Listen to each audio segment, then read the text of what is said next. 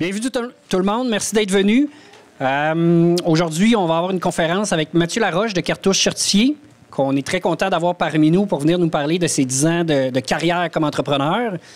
Avant de lui laisser la parole, j'aimerais ça vous informer des autres conférences qu'on va avoir. La prochaine, c'est le 17 octobre. Ça va être Luc Poirier. C'est écrit sur notre site web qui est au eemtl.com. Fait que si vous voulez plus d'informations, là, juste à aller sur ce site web-là. Au mois de novembre, on va avoir Serge Beauchemin qui va venir nous parler de valorisation d'entreprise, donc comment évaluer une entreprise. Puis, pour la Semaine mondiale de l'entrepreneuriat qui débute le 14 novembre, on va avoir une série de conférences et d'activités là, qu'on va pouvoir vous faire vivre. Avant de commencer la conférence, j'aimerais remercier le gouvernement du Québec qui nous supporte dans nos conférences puis qui est notre partenaire majeur, ainsi que l'École des entrepreneurs.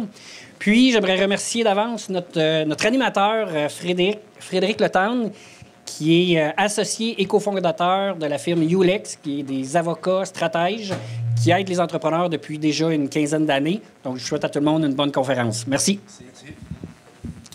Bonjour. Bienvenue. Écoutez, comme les autres conférences, on va faire ça. C'est très accessible. Puis en plus, on a un super entrepreneur avec nous pour faire ça. Quelques règles au départ. Comme vous avez remarqué, on est filmé. Donc, lorsqu'il y aura des questions de l'assistance, donnez-moi quelques instants. Je vais reprendre la question pour être sûr que tout le monde l'entende, même dans le fond, et que la question soit bien captée par les micros pour la diffusion par la suite. Mathieu va nous donner ses consignes lorsque je vais lui donner le droit de parole. Et voilà. Donc, on en a pour à peu près 1 heure ensemble. Mathieu a commencé à étudier, en fait, il a même complété son bac en génie, certificat au HEC par la suite, puis pour payer ses études, au lieu de vendre de la bière ou des hot dogs, il commercialisait les cartouches d'encre. Et d'un presque hobby, il en a fait une job. Démarré l'entreprise officiellement en 2006, incorporé en 2009 et rendu à près de 90 employés 11 ans plus tard. Et Mathieu a accepté très gentiment de venir partager son expérience et il va même vous gratifier d'un PowerPoint. Alors, Mathieu, je te passe la parole. Merci Frédéric. C'est Frédéric qui m'a incorporé en plus, ça fait longtemps que je le connais. Donc, la présentation va durer à peu près 30 minutes. Gênez-vous pas si vous avez des questions à mesure, ça va être plus dynamique, mais sinon, il y a quand même une période de questions prévue pour ça à la fin. Alors, qui suis-je? Je suis le cofondateur de Cartouche Certifié en 2006. Je dis cofondateur parce que quand on a créé ça, c'était avec Jonathan Quévillon, qui était mon partenaire à l'époque, mais que j'ai racheté il y a 6 mois. On avait une vision différente. Mais on était 2 bons entrepreneurs qui se complémentaient. Mais comme dans tout couple, à m'amener, il y a une rupture, puis il faut savoir affronter cette rupture-là. Ça fait 6 mois maintenant que je suis l'unique propriétaire. C'est des défis différents, parce qu'au lieu d'avoir une pression sur 4 épaules, c'est rendu sur 2 épaules. Je suis également papa d'un garçon de 2 ans et d'une petite fille de 6 semaines qui est juste en arrière. Aujourd'hui, avec la présentation, j'ai décidé de prendre une journée de congé de paternité vu que j'ai délaissé ce côté-là à sa naissance. Donc, si vous l'entendez pleurer, c'est de ma faute. Et je suis aussi Mathieu Laroche depuis 34 ans. Donc, ça veut dire que j'ai créé ma compagnie à 22 ans, ce qui fait que j'ai l'avantage et le désavantage d'avoir jamais travaillé pour quelqu'un d'autre, autre que pour les stages pendant l'école ou des jobs étudiants. C'est sûr que c'est un désavantage côté expérience en entreprise, mais c'est un avantage pour avoir du plaisir à aller travailler. Hein. J'ai toujours travaillé pour moi. Alors, Cartouche Certifié, c'est quoi? Bien, comme une image vaut 1000 mots, on va aller voir une vidéo.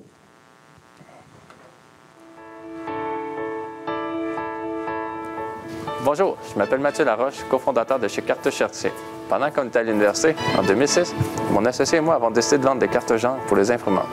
Le but était d'arrondir nos fins de mois, mais on a toujours réinvesti nos profits, de sorte qu'en 2008, après avoir terminé nos études, on a pu ouvrir notre premier commerce sur la rue Saint-Denis, à Montréal.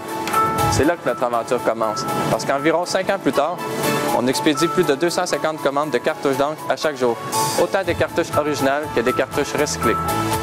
En plus, cette année, on a redonné une deuxième vie à plus de 400 000 cartouches d'encre qui auraient certainement fini leur jour aux poubelles. Et tout ça est possible grâce à notre équipe de 35 employés, dont la moyenne d'âge est de moins de 30 ans. et qui regroupe plus d'une douzaine de nationalités différentes de tous les continents, mais pas encore de l'Antarctique, on y travaille. Je ne peux pas finir de vous parler de notre entreprise sans vous parler de notre Dream Team.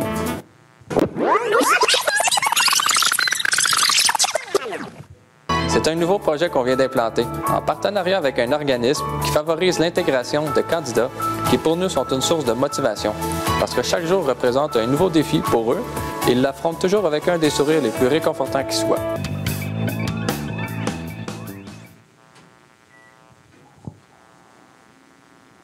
Ça, c'est notre vidéo qui datait d'il y a 3 ans.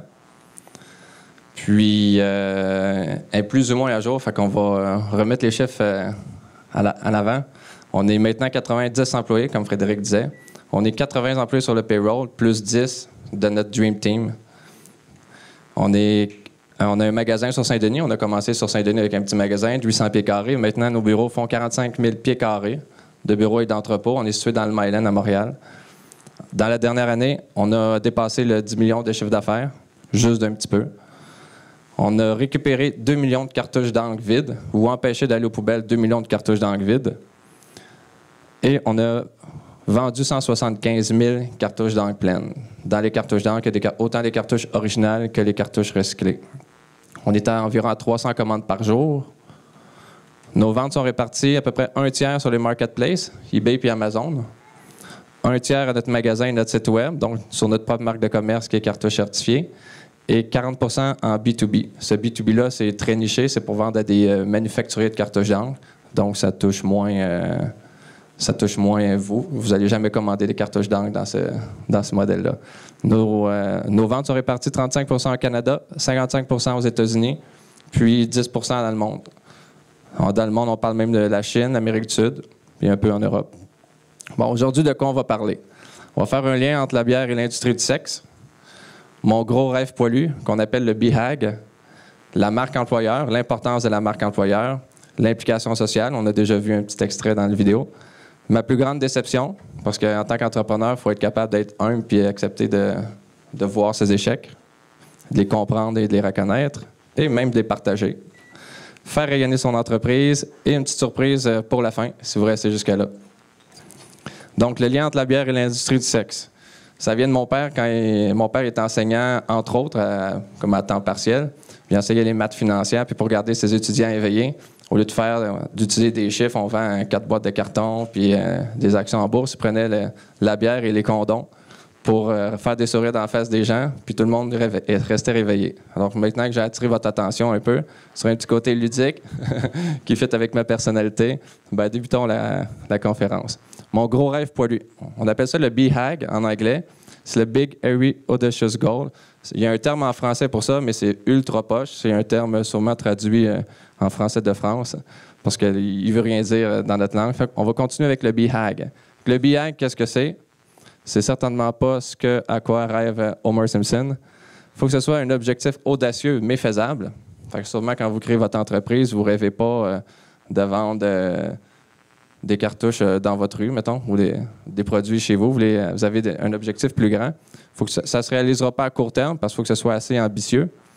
Et il faut que ce soit votre fierté, une fois que ça sera atteint. Donc, moi, mon BHAG, c'est être l'entreprise du bonheur. Ça a l'air simple comme ça, mais ça ne se fera pas en une année. C'est une culture qu'on doit implanter dans notre entreprise. Alors, ça passe par toutes nos actions. Quand je dis nos actions, ça va avec les employés. Il ne faut pas que je sois tout seul à réaliser ce rêve-là. On est rendu 90. Mais toutes nos actions, nos décisions doivent respecter notre gros rêve poilu, le GRP. Ça passe par déterminer ses valeurs pour que tout le monde soit sur la même longueur d'onde. Puis pour déterminer ses valeurs, bien, ça prend un symbole fort. L'arbre que vous voyez en bas, ça vient de chez Cascade. Cascade, c'est une entreprise étudiée dans les universités pour leurs valeurs, sur les valeurs des employés. Alors, j'ai une question pour vous. Connaissez-vous vos valeurs? Soit que vous avez une business, connaissez-vous les valeurs dans votre business? Soit que vous êtes employé présentement puis vous pensez une business, connaissez-vous les valeurs dans votre entreprise? Alors, j'ai un petit sondage. Vous pouvez aller sur votre téléphone mobile, sur menti.com, puis j'aimerais savoir si vous connaissez vos valeurs. Comme ça, on va voir qui ici connaît les valeurs de leur entreprise. Pour que ce soit participatif, vous allez juste sur menti.com puis vous tapez le code à 6 chiffres que vous voyez à l'écran. On va voir en temps réel ceux qui ont des valeurs, ceux qui ne les connaissent pas. Hop,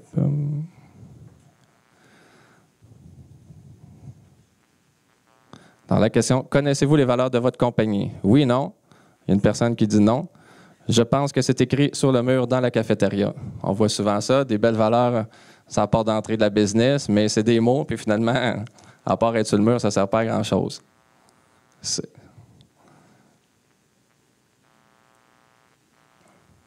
Chez nous, c'était comme ça. Au début, il y a 9 ans, quand j'étais sorti de l'école, on avait un cours de marketing, gestion de projet, tout ça. On veut être de bonne foi, on crée des valeurs. J'ai sondé personne dans mon entreprise. De toute façon, on était 2. C'était pas long à sonder. Puis on a établi des valeurs. Puis l'entreprise a grandi.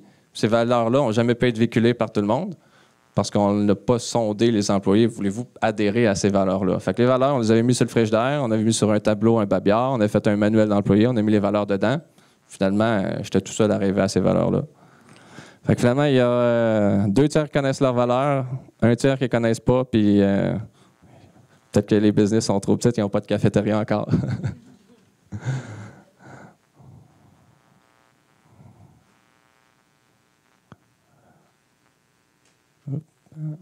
OK, revenons à notre présentation.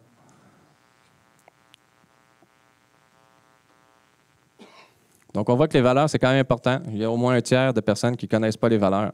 Fait que ça, je pense que c'est la première chose à faire dans son entreprise parce que, à la limite, vous êtes tout seul maintenant, mais vous n'allez pas être tout seul longtemps. Alors, les valeurs du cartoucheux.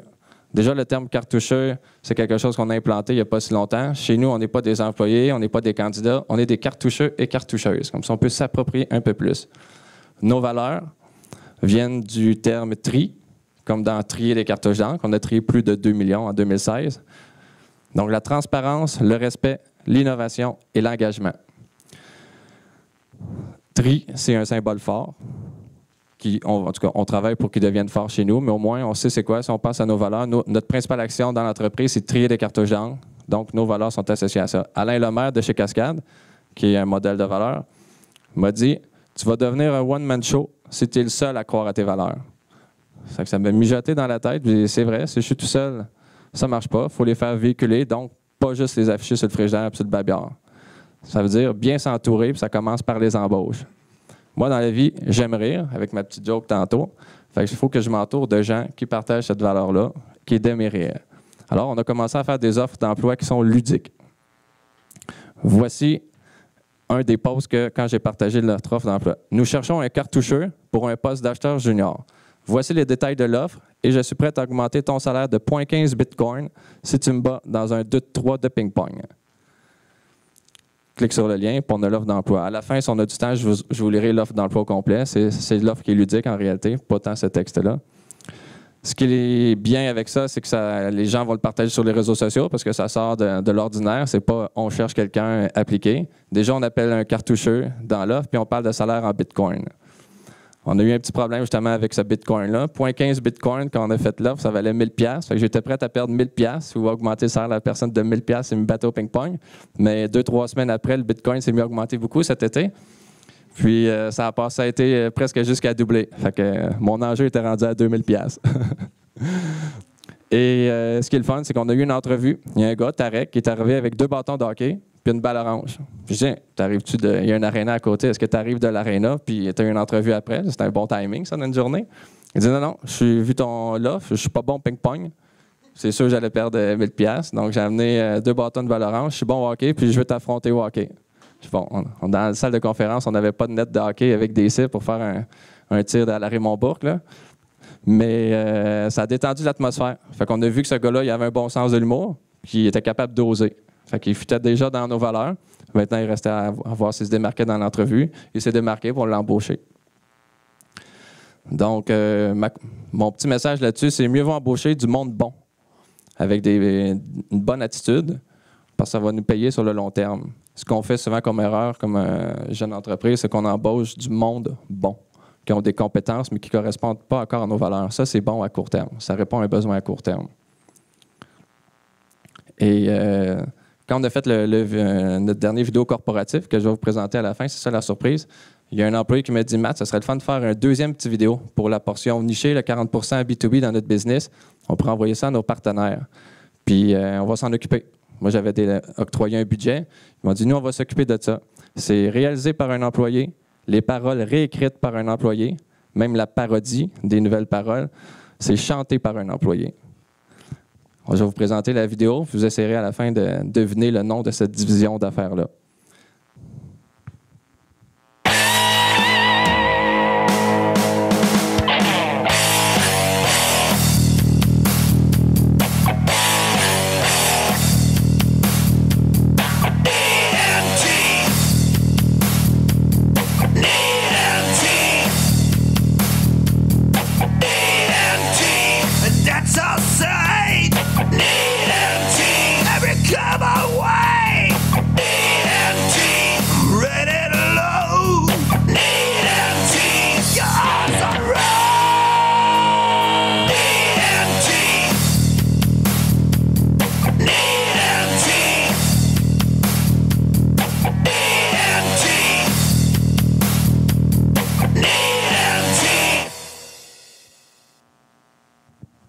Ce qui est le fun avec cette vidéo-là, c'est que je n'ai pas participé. C'est les employés qui ont fait ça. C'est comme un beau cadeau qu'ils m'ont fait. Ça montre qu'ils ont été engagés. Bon, ça montre de l'engagement de la part des employés d'avoir été plus loin qu'on vise faire une vidéo promotionnelle, le vrai vidéo qui va toucher le plus grand public. Ça, c'est une vidéo pour un marché niche qui est nos rescores de cartouches d'Angevin. Fait qu'on va aller dans des salons ou dans nos infolettes. Voici qui ont fait, ce qu'on fait comme entreprise. Bien, eux, ils vont le voir. Puis c'est mes employés qui ont créé ça. Ça, c'était un succès pour moi. Maintenant, dans nos embauches, on va un peu plus loin que d'embaucher du monde drôle. On a une implication sociale. On a commencé avec le CRD-10, ça s'appelle le Centre de réadaptation, déficience intellectuelle et troubles envahissants du développement.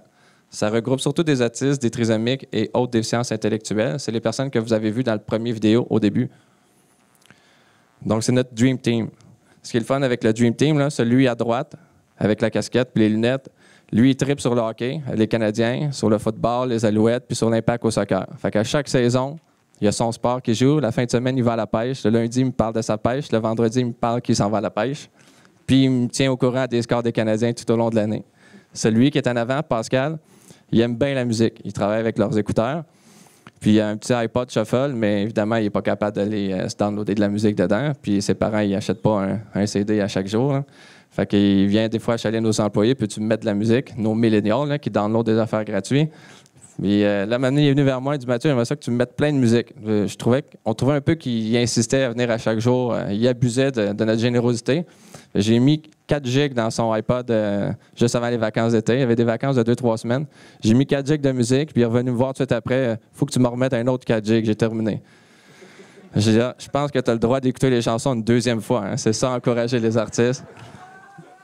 Fait qu'ils ont chacun leur petit fait cocasse comme ça. Il y en a un qui nous parle toujours de la météo. Il arrive avec le journal 24 heures en métro. Selon les cas, il y en a qui ont plus ou moins d'autonomie. Il y en a un qui vient en métro avec son journal de métro puis il me parle de la météo du journal métro chaque matin systématiquement. Fait que ce qui est le fun avec eux, c'est qu'ils sont des personnes très engagées. Ça amène des belles valeurs dans l'entreprise parce qu'eux, à la base, ils ont des super valeurs. Ils sont surtout toujours de bonne humeur. Quand le matin j'arrive, je m'arrête à chaque fois dans leur local qui est en chemin pour mon bureau. Je vais toujours les voir entre 1 et 5 minutes. Si ça a mal été, t'es fru un matin, t'as eu du trafic ou n'importe quoi, quand tu passes dans leur local puis tu ressors, t'as tout oublié ça. Fait que ça permet d'être groundé un peu. Ils ont toujours le sourire, ils n'ont jamais de problème, sont faciles à gérer, sont toujours à l'heure, sont jamais absents. C'est mes employés modèles. On avait commencé ça en 2014 avec un seul. Je voulais voir comment on pouvait interagir. J'avais fait des erreurs. Au début, je leur donnais, tiens, tu vas faire ça, ça, ça, ça, ça. T'as-tu bien compris? Oui, oui. Je revenais 1 heure ou 2 après, puis ça n'avait pas marché. J'ai compris qu'ils sont capables de faire 3 tâches, mais pas les 3 d'avance. Il faut y aller une par une. Maintenant, en 2017, on est rendu à 10. On appelle ça un plateau de travail. 1, c'est un stage individuel. À 10, on a un plateau de travail. Chaque fois qu'on grossit, 10 millions de chiffre d'affaires. Fait qu'on pourrait faire une règle de 3. Chaque fois qu'on grossit d'$1 million, on peut offrir la chance à une personne autiste ou trisomique ou une autre déficience intellectuelle de venir travailler chez nous. C'est une motivation de croître. Côté implication sociale, on a poussé ça plus loin un peu. On a embauché des autistes au département de comptabilité, un peu comme dans le film Le Comptable avec Ben Affleck. C'est juste qu'il ne fait pas des arts martiaux capotés, c'est pas un ninja. Mais il fait autre chose que traiter des cartouches d'encre. Il fait un travail de commis comptable. On avait un problème de taux de roulement à un poste où il fallait faire des macros, checker des conciliations bancaires dans PayPal. Puis c'était très archaïque, là, nos systèmes informatiques n'étaient pas très développés. Fait qu'on cherchait des aiguilles dans une botte de foin. Lui, il aime ça, chercher des aiguilles dans une botte de foin. Il appelle ça le sous-voyageur. Quand il a trouvé la scène qui ne balance pas sur 800 000 de chiffre d'affaires dans le mois, il dit « J'ai trouvé le sous-voyageur ». Puis il s'appelle Miguel. Si vous allez sur YouTube, il y a une vidéo de Miguel. Miguel, c'est moi qui ai appelé le SDM CMO pour avoir une personne autiste. Je m'étais dit, ça me prend quelqu'un qui se plaît dans la routine. Les autistes se plaisent dans la routine, mais ça me prenait quelqu'un qui était plus cérébral. Puis le SDM CMO m'a dit, j'ai un candidat, ça fait 11 mois qu'il a fini son DEP, mais il n'a toujours pas trouvé de stage. Il reste donc 1 mois pour trouver un stage, sinon son diplôme n'est pas reconnu, puis il va être tout à recommencer. Lui, c'est sûr qu'il n'arrive pas à se vendre aussi bien que nous dans une entrevue. Fait que je dis, bon, on va lui donner sa chance. J'ai toujours aimé ça, donner une chance à quelqu'un. On va lui donner sa chance, mais en parallèle, je continue à chercher. Je m'étais dit tout d'un coup qu'il ne fit pas, tu sais. Fait que après 3 jours, premièrement, je fais passer un petit test Excel, que c'est le seul qui a passé le test Excel de cette façon-là. J'avais une autre acheteuse qui l'avait fait dans le temps. Lui, il l'a fait d'une façon que je n'ai pas compris. Mais il est arrivé à la même réponse. Fait que ils pensent différemment de nous, mais ils sont tout aussi bons dans leur champ de compétences. Finalement, après 3 jours, j'ai décidé d'arrêter de chercher. C'était lui le bon candidat. J'ai dit, finis ton stage de 6 semaines, tu vas venir travailler chez nous. Ses parents étaient très contents parce que ses parents, eux, ils avaient l'inquiétude de qu'est-ce qui va arriver avec mon gars quand nous, on ne sera plus là. Va-t-il être capable d'avoir un salaire et être autonome? Donc, c'est une fierté. Il s'appelle Miguel. Il y a une belle vidéo sur lui. Miguel, dans la vidéo, c'est un reportage télévision chez nous. Il mentionne que pour lui, c'est un rêve qui s'est enfin réalisé. Fait qu'on voit des commentaires comme ça. Je trouve que notre objectif est atteint. Ensuite, on a embauché des personnes qui sont sourdes, qui font un contrôle de qualité sur nos cartouches d'encre vides, mais c'est un contrôle de qualité visuelle. Donc, comment joindre l'utile à l'agréable. Les personnes sourdes ont un sens de la vue plus développé que nous autres. Fait que je veux dire, ils vont être meilleurs que nous autres même. Et hier, on a eu notre 3e personne atteinte de surdité dans l'entreprise.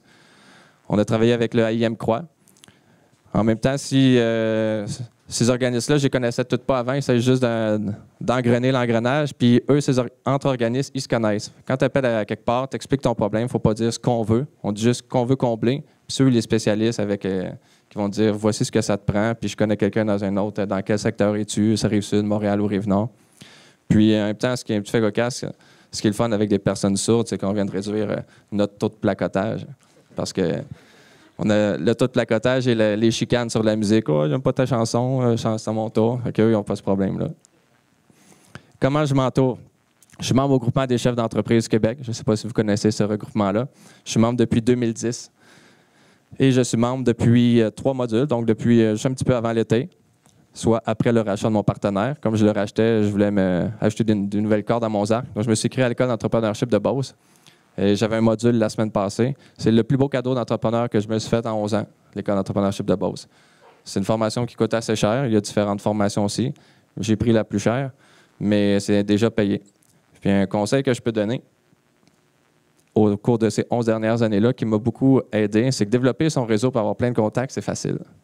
Par contre, ce qui est payant puis ce qui va être valorisant plus tard, c'est entretenir ces contacts-là puis les maintenir à jour. Parce que quand ça va pas bien, tu appelles un contact que tu n'as jamais parlé, il n'a pas vraiment envie de te répondre. Mais quand j'ai vécu ma séparation avec mon partenaire, il fallait que je m'entoure de personnes pour des avocats. Je ne pouvais pas travailler avec Ulex dans ce temps-là, vu qu'on avait un conflit d'intérêts. Mais des financiers et d'autres, toutes les personnes avec qui que j'avais rencontrées au début, ou juste d'autres aides quelconques, je ne suis pas arrivé comme un cheveu sur la soupe 2 ans plus tard. Là, j'ai besoin que tu m'aides gratuitement. Puis ma plus grande déception, j'avais parlé tantôt, un bon entrepreneur, je pense, doit être humble pour reconnaître ses échecs. On fête les succès, mais il faut célébrer aussi les échecs pour ne pas pour s'en servir comme mémoire. Nous, on a une demande d'accréditation syndicale en plein mois de mars, au moment où j'étais en train de finaliser la transaction avec mon ex-partner. Déjà que c'était une dure transaction parce que c'était émotif, les deux, on était intéressés à racheter l'entreprise. C'était celui qui avait le plus d'argent pour l'acheter qui l'avait.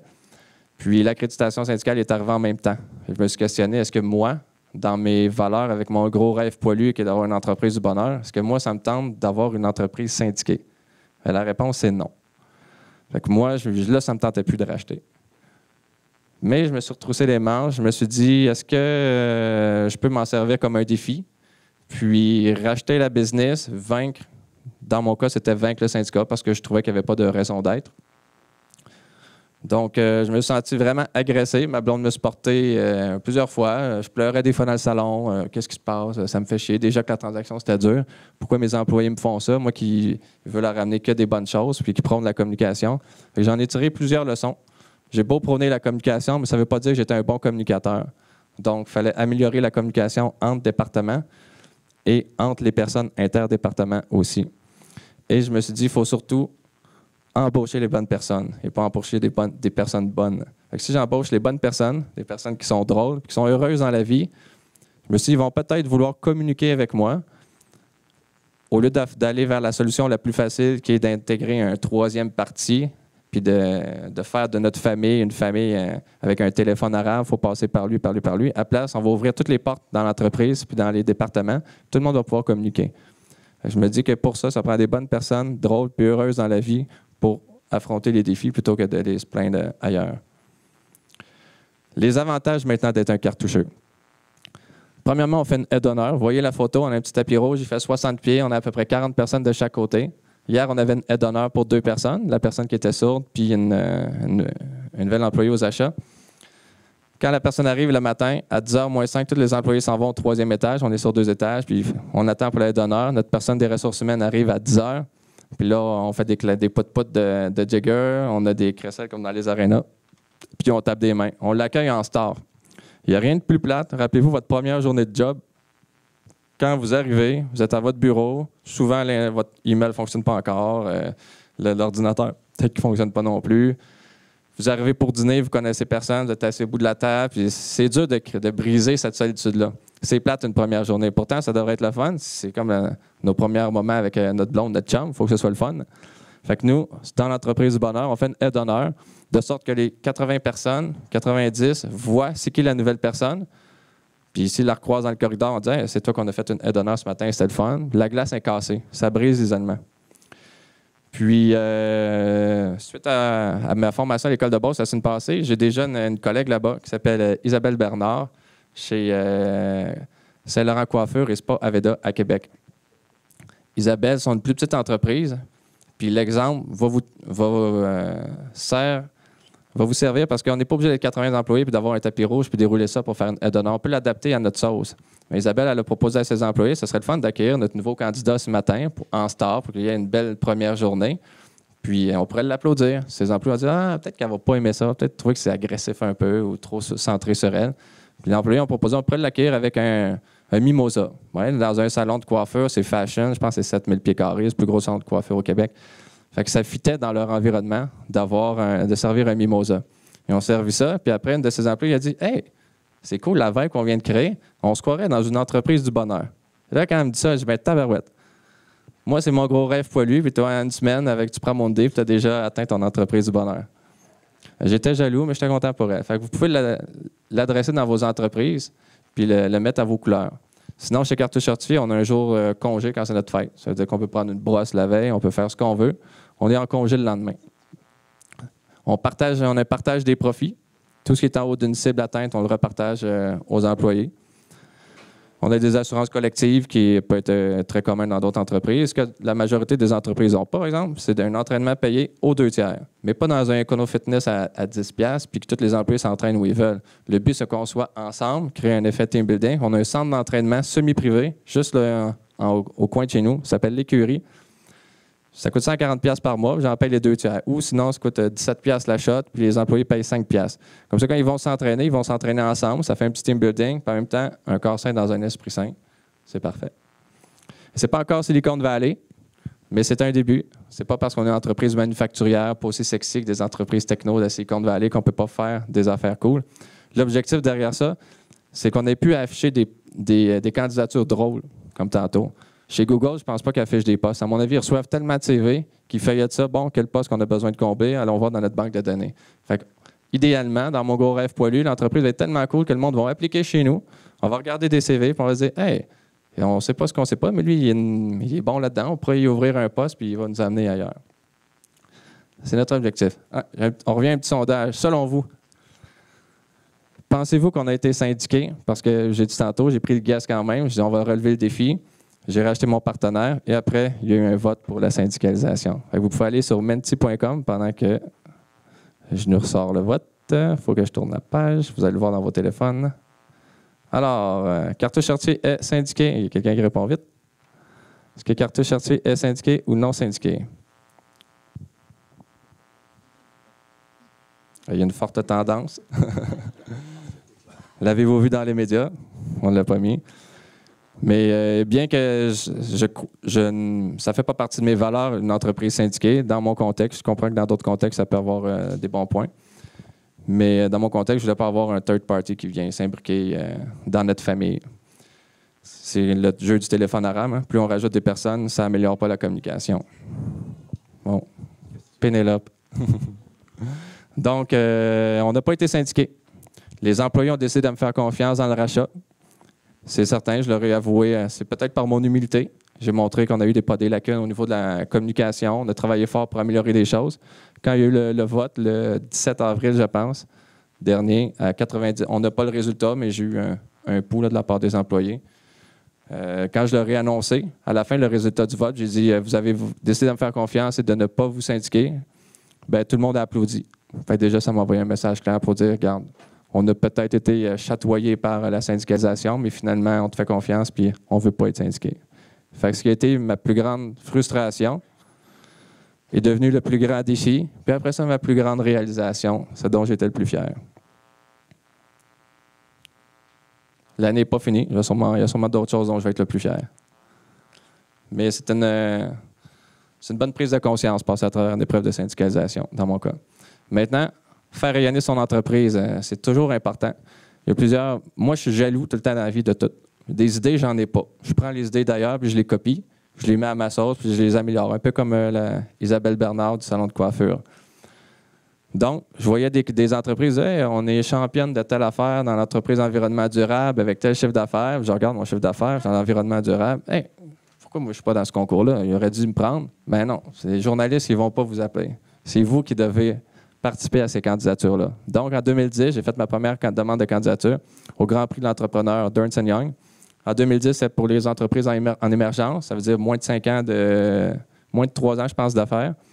Puis, on était finalistes. On n'a pas gagné, mais on était finalistes au Québec. Ça nous a quand même donné une visibilité dans la presse, dans d'autres journaux. En 2012, on a reparticipé dans les entreprises pas en émergence, parmi toute la gang des entreprises. On a été aussi dans l'œil du dragon. On était la première équipe, la première saison, la première émission, le premier tout de tout. C'est nous qui avons ouvert le show. Bon, c'est pas nous qui décidions d'ouvrir le show, mais l'avantage d'ouvrir un show, c'est que c'était pas connu encore au Québec. Il y avait la version Dragon's Den en anglais, mais après ça, les journalistes parlent de la nouvelle émission, puis eux, ils ont eu un prévisionnement. C'est nous qui avons vu en première équipe, premier épisode, premier tout. Fait qu'on a passé dans la presse pour dire, hey, l'émission, regardez cette émission-là, les jeunes de cartouche certifiés ont le feu dans les yeux, blablabla. Fait que ça nous a donné une visibilité en plus d'à peu près un peu moins de 1 million de codes d'écoute de cette émission-là. J'ai décidé de reparticiper à d'autres concours un petit peu plus grands à l'échelle canadienne, le Profit Hot 50. C'est les 50 entreprises en émergence les plus en croissance au Canada. On avait 399 % de croissance sur 5 ans. On a fini au 21e rang. Ça donne une visibilité plus canadienne. On était en 2015, le même concours, mais là, ça faisait plus de 5 ans qu'on existait. Donc, on a été parmi les 500 entreprises les plus en croissance au Canada au 71e rang, avec 1012 % de croissance. La semaine passée, on a été nominé encore au même Profit 500 avec 2 ans plus tard, au 68e rang, une petite amélioration. Mais comme c'est une croissance sur 5 ans, maintenir ça, ça veut dire qu'à chaque fois, on double. Monter 2 marches, 4 marches, 8 marches, 16 marches, ça devient tough. Ce n'est pas une erreur, le 1012 % de croissance. On a une certaine constance dans notre entreprise. Surtout, on vise la même croissance. 1012 % bien pile. Je pensais qu'on avait fait une erreur quand on l'a compté, mais finalement, c'est bien ça. Ce qui nous amène au 68e rang. Ce qui est bon de ça, ce n'est pas tant pour nous, ce n'est pas juste pour l'ego. Mais quand vous allez voir votre banquier, lui, il a un boss. Le banquier est avec nous. Mais son boss, il ne nous connaît pas. Lui, il faut qu'il vende le projet à son boss. son département de crédit. Je ne connais pas la hiérarchie. Mais plus il y a des arguments comme sensibles ou émotifs, autres que les chiffres, là, une notoriété publique, bien, plus on lui donne des outils pour vendre notre idée. Fait que la notoriété avec les banquiers et les partenaires, c'est très important. La preuve, j'ai parlé avec mes directeurs de compte à la BDC, puis ils se faisaient un petit concours à l'interne. Hey, qui t'as dans ton portefeuille qui est dans le top 500? Genre, moi j'ai lui, moi j'ai lui. Au Québec, on est le 10e.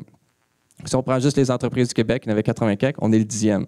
Fait que là, on est pas mal dans le meilleur portefeuille de mon banquier à BDC. Puis il était content. Fait que lui, il est tellement fier de moi qu'il va peut-être mieux vendre le projet à son boss, puis il va aussi dire à son boss, regarde, mes jeunes Top Gun, là, sont 10e au Québec. Il faut continuer à leur passer de l'argent et créer des jobs et de la richesse au Québec. Fait que ça amène de la notoriété, c'est surtout bon pour le référencement. Googlez cartouche certifiée, rendu à la maison tantôt, puis vous allez voir que toutes ces traces-là des concours, ça apparaît sur Internet. Fait que vous voyez cartouche certifiée là, pour un client ou un partenaire, ça donne une certaine confiance. Ou même des employés qu'on embauche, ça a l'air le fun, eux autres, qui ont gagné plein de prix. Maintenant, on est rendu à la fin. Fait que, je ne sais pas si ça vous tente que je vous lis mon offre d'emploi originale. J'imagine que oui. Je l'ai laissé dans la poussette. En attendant, je vais vous montrer.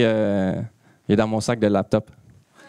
En dessous de la poussette. En attendant, je vais passer à la prochaine slide. C'est la primeur que je vous envoie. C'est le vidéo corporatif que je voulais qu'on fasse avec mes employés à l'interne. Quand ils ont fait le deuxième, là, par eux-mêmes. Fait que, il y a des petites affaires qui ne fonctionnent pas, là. C'est une primeur. Il dure 2 minutes 30. Moi, je voulais qu'il dure 2 minutes. Fait qu'on a des bouts à enlever. Il y a des petites fautes d'orthographe.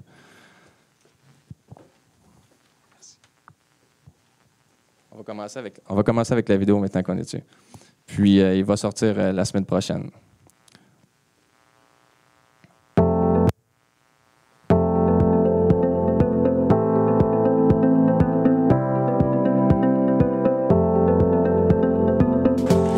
Bonjour, je m'appelle Mathieu Laroche, président et fondateur de la compagnie Cartouche Certifiée située à Montréal.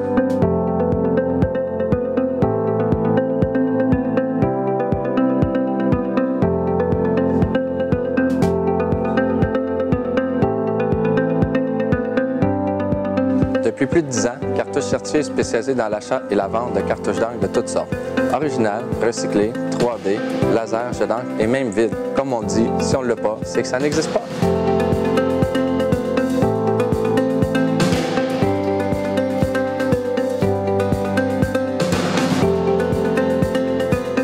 Nos commandes sont expédiées autant aux particuliers qu'aux entreprises et même plus de 60% sont exportées à l'extérieur du Canada.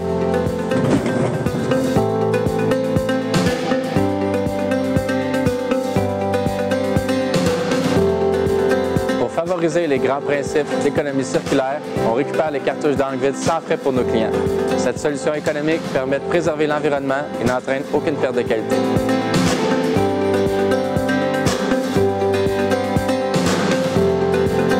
En 2014, on avait récupéré 400 000 cartouches d'encre vide. En 2016, c'était presque 2 millions.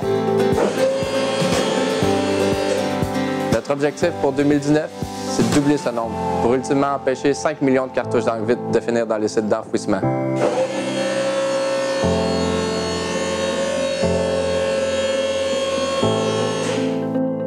Avec nos 19 nationalités différentes, Cartouche Certifiée, c'est une vraie boîte de crayons de couleur.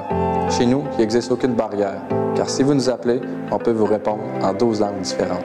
C'est pour ça qu'on aime dire qu'on est l'entreprise du bonheur, parce que depuis 2017, tous les gestes qu'on prend doivent concorder avec cette nouvelle règle qui est de respecter notre vision de devenir l'entreprise du bonheur. C'est pas une chaîne de caractères choisis au hasard.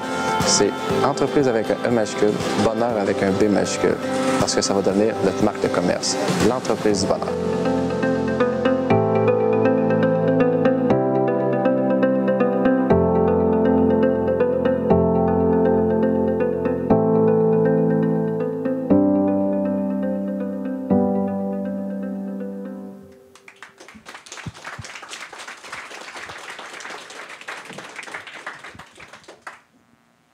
Merci. Donc, je vais vous lire maintenant notre petite offre d'emploi ludique. C'est cartoucheux, cartoucheuse des achats juniors. C'est vrai, nous aurions pu écrire acheteur junior. Les descriptions de poste sont toujours très banales, et bien pas la nôtre.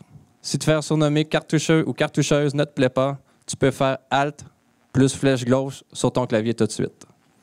Tu recherches les défis, c'est parfait. On a un tas de problèmes à régler, car rien ne fonctionne sur déroulette chez nous. On espère que tu pourras tout régler quand on t'aura trouvé. Tu aimes dépenser? Ça tombe bien, on va te fournir une Amex et une Visa pour que tu puisses nous dénicher les meilleures opportunités d'achat sur le marché. Tu recherches une opportunité de faire un impact? On l'a dit, on a plein de problèmes à régler.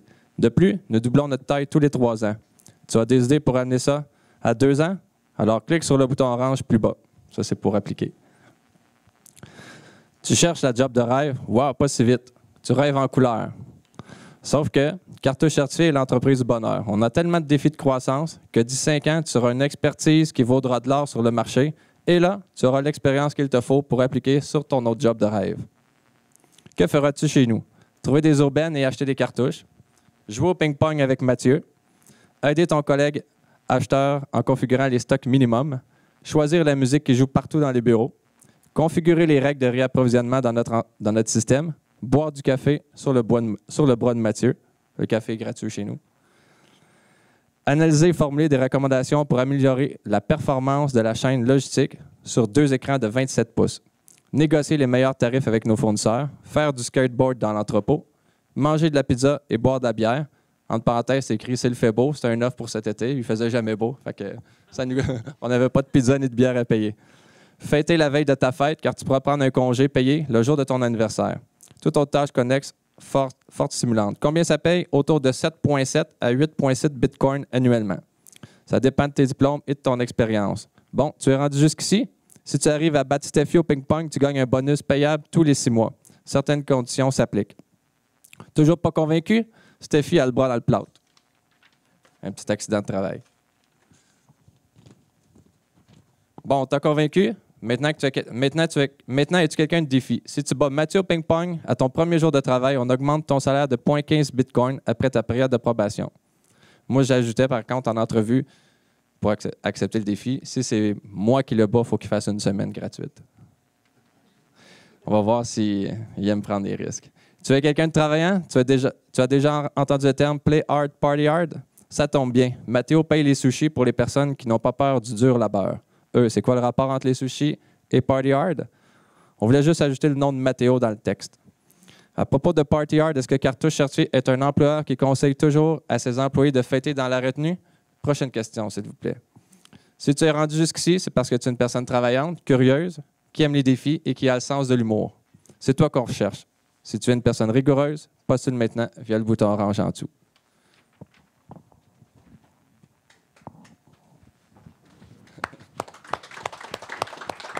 C'est une offre d'emploi. C'est pas moi qui l'ai créée. C'est Stéphane qui est en arrière, un de mes collègues. Donc, ce qui est le fun dans l'engagement, c'est quand tous les employés arrivent, qu'on a réussi à faire véhiculer nos valeurs. J'aime les affaires drôles. Stéphane me dit « Mathieu, peux-tu me pondre un petit quelque chose de drôle? » Juste des idées. Lui, il a fait un beau texte avec ça, avec mes idées. J'avais un dernier petit sondage pour vous. Parce que là, je suis venu ici. C'est l'heure de ma paye. J'aimerais que vous retourniez sur Menti pour répondre à la prochaine question.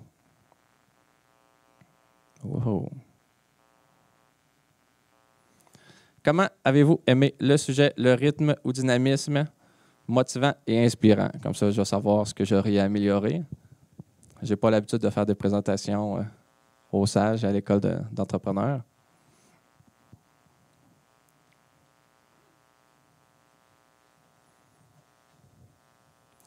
Personnellement, quand je m'entends, je trouve que je parle avec une patate chaude dans la bouche. J'essaie d'améliorer pour mieux articuler. Mais je pense que personne n'aime s'entendre dans la vie. Exactement. Pendant que vous répondez, est-ce qu'il y en a qui auraient des questions pour Mathieu? Oui.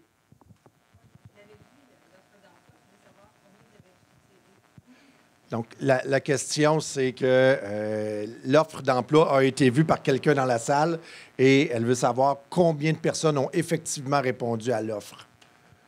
Dans la première offre d'emploi plate sur Emploi Québec, on avait reçu 20 demandes. Il y en a 3, si je me rappelle bien, 3-4 qui n'étaient pas pires des profils qu'on cherchait. Quand on a mis la nouvelle, je pense qu'on avait juste eu 4-5 demandes, mais 4-5 intéressantes. Fait qu'on a vu, on est tombé directement sur des personnes qui fitaient dans notre mindset. Oui.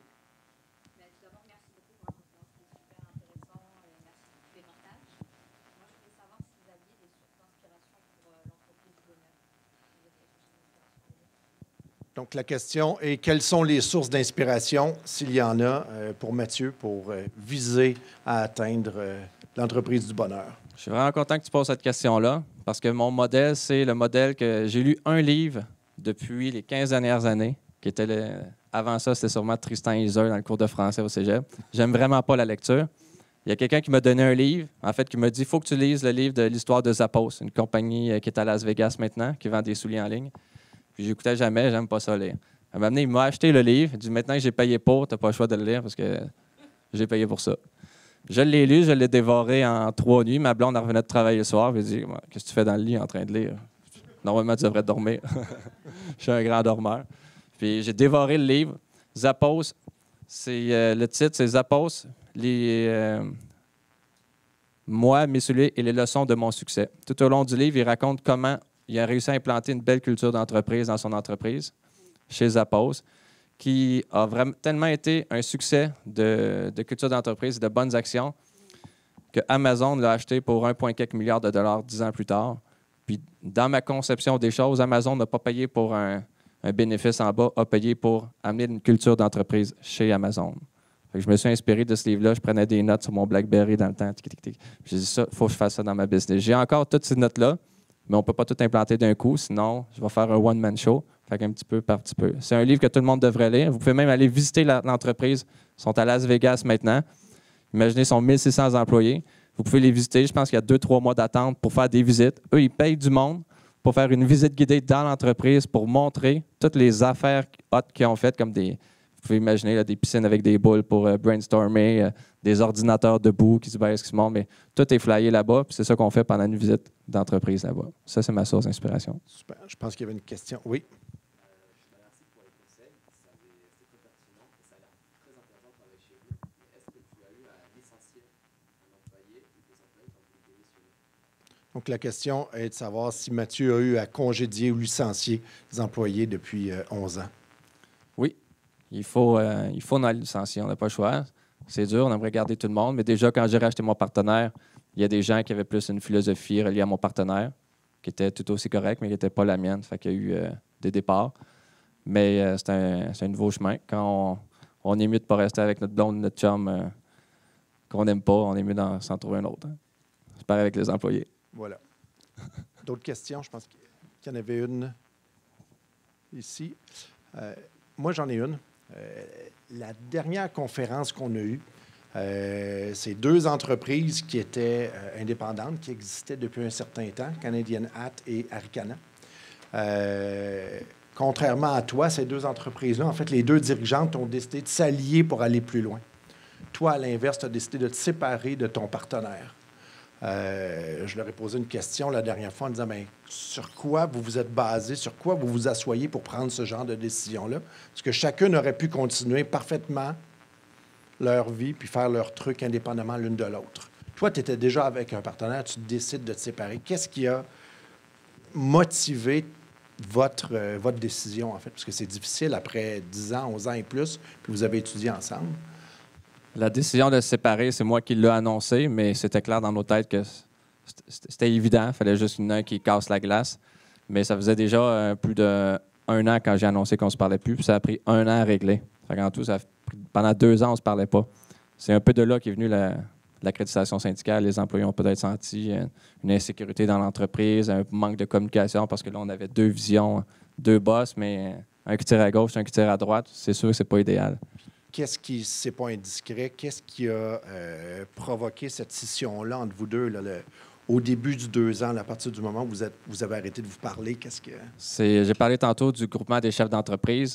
Dans nos rencontres, on est les mêmes depuis 2010. On est les mêmes 8-9 entrepreneurs. Des fois, on en perd une fois par année. Mais après 5-6 ans, on commence à se connaître. On se voit chaque mois. Il y en a un qui me dit, dans un coup de pouce improvisé, on appelle ça un coup de pouce. Mais là, il est improvisé parce que c'est pas moi qui ai dit j'ai besoin de votre aide sur tel sujet. C'est un qui me dit ce que j'aurais dû, ce que j'étais pas capable de m'avouer à moi-même. Dit, Matt, il faut que tu te sépares de ton partenaire. Maintenant, il arrivera ce qui arrivera, tu le rachètes ou il t'achète, mais il faut que tu te sépares. C'est clair que ça ne marche plus, vous n'avez pas la même vision. Vous avez des problèmes de... Vous n'avez pas le même style de management. À petite échelle, avec 5 employés, ça ne paraît pas, mais rendu à une plus grande échelle, les problèmes sont plus grands. Fait que c'est grâce au groupement des chefs d'entreprise, quelqu'un qui me connaissait bien, qui m'a dit, il m'a donné un coup de poing dans le ventre en me disant, il faut que tu te sépares. Là, j'ai dû digérer ça un peu. Puis elle m'a amené, j'ai fait les premiers pas, je l'ai annoncé. Puis ça va beaucoup mieux depuis. Oui, ça fait maintenant 6 mois que la transaction est faite, mais ça fait 7 mois que je suis tout seul. J'avais regardé au cours pendant toute cette période-là, de trouver un autre partenaire. Donc, je ne me disais pas, je veux absolument être seul. J'aimais les forces que mon partenaire, Jonathan, avait. Donc, je disais peut-être, ça me prend aussi ces forces-là. Là. Je ne vais pas être compter de mentir. Moi, je ne vais pas acquérir des nouvelles forces comme ça du jour au lendemain. Là.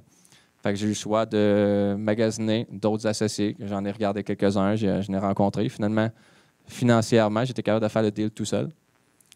Puis, ironiquement, c'est que j'étais supposé peut-être être partenaire avec le fonds d'action de la CSN. Puis, c'était un syndicat de la CSN qui était en train d'entrer chez nous. Donc, j'ai décidé de ne pas aller avec la CSN. J'avais comme une crotte sur le cœur. Bien, c'est deux entreprises, c'est complètement distinct, mais c'était émotif, mon affaire. Là. Fait que j'ai décidé d'y aller tout seul. Puis, je me suis entouré de bons directeurs qui sont derrière vous présentement, qui réussissent à combler les compétences que je n'avais pas. Super, merci. Vous avez une question?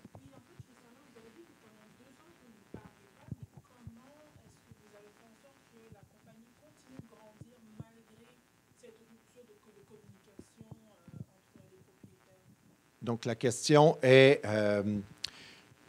à cause des problèmes de communication, donc pendant 2 ans, on a compris que Mathieu et son ancien associé ne se parlaient pas beaucoup.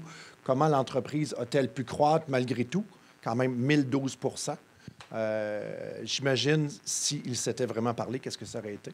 Mais donc, effectivement, là, faire sa part, comment vous avez fait pour opérer pendant 2 ans? Tantôt, vous vous rappelez les pourcentages des divisions d'affaires.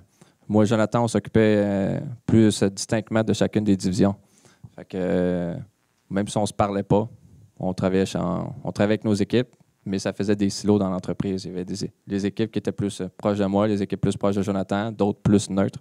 Mais c'est comme ça qu'on arrivait à créer de la croissance. Jonathan était fort en croissance aussi. Moi, j'étais plus fort en culture d'entreprise. Fait que c'est Jonathan qui a amené une portion de cette croissance-là. D'autres questions? Les entrepreneurs, même s'ils sont innovants ou essayent des nouveaux trucs, souvent vont avoir peur de sortir de la boîte, comme tu as pu le faire, par exemple, pour tes offres d'emploi un peu funky. Est-ce que tu as eu cette crainte-là au départ? Puis qu'est-ce qui t'a fait passer par-dessus? Parce que de toute évidence, tu as décidé de gérer ton entreprise à ta façon, différemment, avec beaucoup d'humour, ce qui n'est pas nécessairement mainstream. Comment tu as réalisé que tu pouvais le faire? Puis as-tu eu une crainte de le faire? Qu'est-ce qui t'a fait aller de l'avant malgré tout?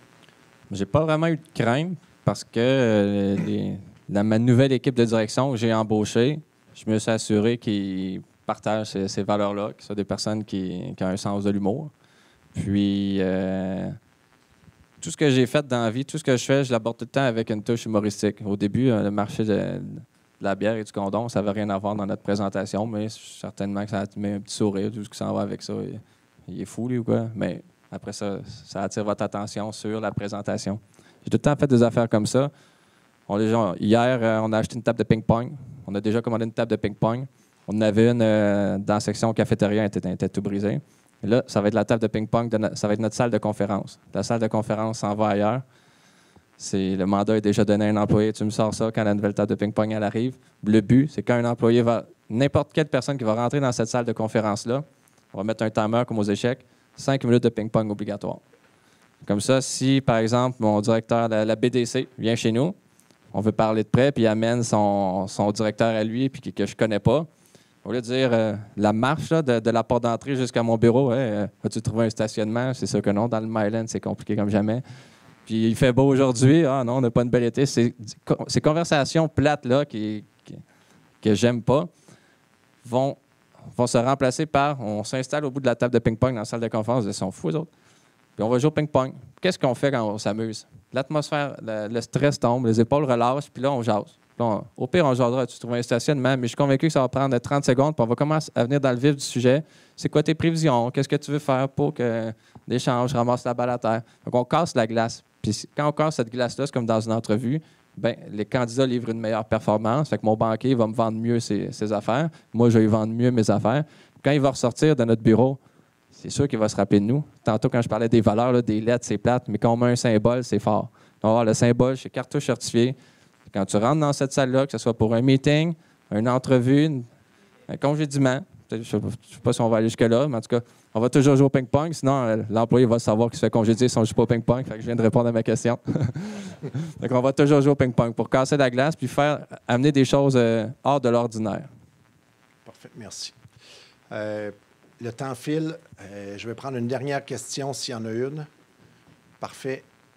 Comme dernier commentaire, si tu avais un conseil à donner à nos entrepreneurs dans la salle, qu'est-ce que ce pourrait être? Mon conseil, ce serait think outside the box. Faut pas faire comme les autres. Par contre, on n'a rien de tout réinventé. On a juste à piquer les idées de 2-3 personnes, prendre ce qui est bon dans chacune de leurs idées, puis faire une idée adaptée à nous. Comme ça devient notre idée parce qu'on l'a modifiée, mais on s'est inspiré de d'autres. On n'a pas besoin de se casser la tête. La roue a déjà été inventée partout. Mais on pique des idées un peu, puis on les réadapte dans un nouveau modèle d'affaires. Think outside the box. Parfait. Merci beaucoup. Merci, Mathieu. Donc, on vous invite pour la prochaine conférence, 17 octobre, Luc Poirier, donc dans moins d'un mois. Merci beaucoup. Bonne fin de journée.